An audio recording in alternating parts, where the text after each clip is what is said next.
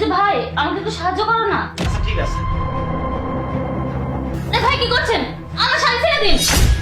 আরে ভাবি সব কি করছেন আপনি? আমি বলছি ছাড়ো তুমি, আমি তোমার বড় ভাবি, আর বড় ভাবি মায়ের সমান। তুমি আমার সাথে এটা কি করছো? ভাবির সাথে এরকম খারাপ কাজ করতে নেই। আরে ভাবি আপনি তো বললেন আপনাকে সাহায্য করতে। আরে ছাড়ো তুমি। তুমি চলে এসেছো, খুব ভালো হয়েছে। দেখো না ও আমার সাথে কি ধরনের নোংরামি করছে। ভাবি আপনি সব কি বলছেন? আর ভাইয়া আমি এমন কিছু করিনি। ভাবি আমাকে বলেছিল ভাবিকে সাহায্য করতে, তাই আমি তাকে সাহায্য করতেছিলাম। সাহায্য করছিলি তুই শাড়ি খুলে? এইভাবে কেউ কাউকে সাহায্য করে? তুই আমার ছোট ভাই আর তুই এত বড় নোংরামি করছিস? তুই যে এত খারাপ সেটা তো আমি আগে বুঝতে পারিনি। আমারই ভুল হয়েছে তোকে এখানে এনে। বাবা মা বলেছিল তাই আমি তোকে এখানে এনেছিলাম, আর তুই এখানে এসে এসব নোংরামি করছিস। যা এখান থেকে চলে যা। ভাইয়া এটা কি বলছো?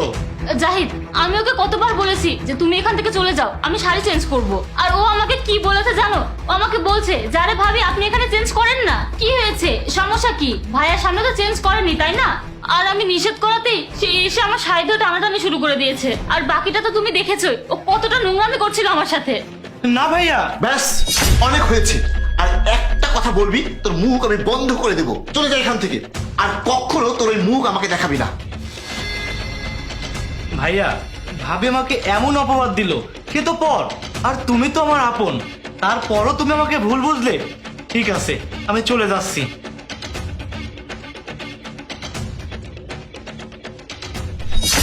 তুমি তুমি বাসায় কিভাবে আসলে? আর এই রুমে? গতকাল তোমরা দুইজন আমার সাথে এমন করলে, আমাকে বাসা থেকে বের করে দিলে।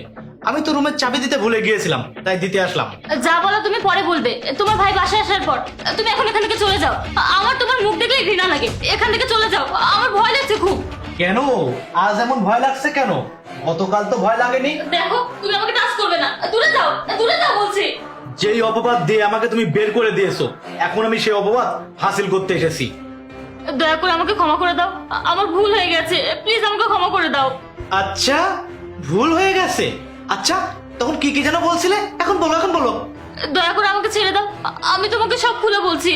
দেখো জাহিদের মা বাবা এখানে এসেছিল, আমি ওদেরকেও বাড়ি থেকে বের করে দিয়েছি। আসলে আমার জয়েন্ট ফ্যামিলি একদম পছন্দ না, সেজন্য আমি ওদের মাঝে ভয়ভীতি সৃষ্টি করে দিয়েছিলাম। আর ওরা এখান থেকে যেতে বাধ্য হয়েছে। তার দুদিন পরেই তুমি এসেছো, যা আমি মেনে নিতে পারিনি। আমি চাই আমি আর জাহিদ ছাড়া এই বাসায় যেন আর কেউ না থাকে, এজন্য আমি এমনটা করেছি।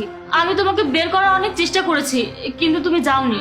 শেষ পর্যন্ত আমি এই নাটকটা করেছি যাতে তুমি চলে যেতে বাধ্য হও। আর দেখো অভিনয়টা কতটা সফল হয়েছে, আর তুমি বের হয়ে গিয়েছো। আচ্ছা এই জন্য তুমি আমাকে এই অপবাদ দিয়েছো? তুমি কি একবারও জানো যে এই অপবাদের জন্য আমার জীবনটা নষ্ট হয়ে যেত? ভাগ্য ভালো আমাদের পরিবারের নিয়ম নীতি একটু অন্যরকম, যার জন্য আমার ভাই আমাকে অনেক বিশ্বাস করে, আর সাথে আপনাকে অনেক ভালোবাসে। আর আমার ভাই সেদিন এটাই ভেবেছিল আপনার পক্ষ নেয়া, সাথে আমারও। তোমারও মানে? হ্যাঁ আমারও। ভাইয়া এদিকে এসো।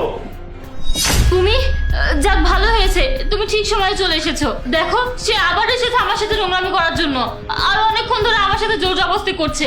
হয়েছে, এবার চুপ করো বেয়াদব। আর কত মিথ্যা কথা বলবে, আর কত নিচে নামবে? তুমি আমার মা বাবাকে এই বাসা থেকে বের করে দিয়েছো, আমার মা বাবাকে আমার চোখে খারাপ বানিয়ে দিয়েছো, আর এখন সেটা তুমি আমার ভাইয়ের সাথেও করছো। এটা ভালো যে আমার পরিবার আমাকে ভালো শিক্ষা দিয়েছে, তা না হলে তো আমি তোমার কথা শুনে আমি আমার ভাইকে আমার বাসা থেকে বের করে দিতাম।